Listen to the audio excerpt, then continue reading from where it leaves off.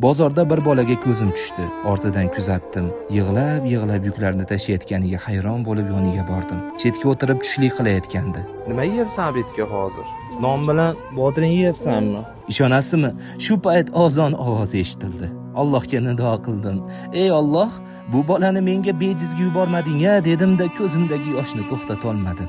Isming nima? Abdulloh. Abdulloh. Nima yig'layapsan? Ilgari tuzatish kerak dadamni. Mashinamga chiqardim. Uyga olib borishni so'radim. Borsam eski uy, ota xasta, to'rt devor orasida g'amgin holatda yotibdi. Dadajon necha umr o'zim topaman dedi. Sizsiz yashash kerak menga. Men o'lishdan qo'rqmayman, bolalarim yetim qolishidan qo'rqaman xolos. Shu. To'masak yordam ber. Men chidolmadim. Og'riqli so'zlar ichimni tilka-pora qildi.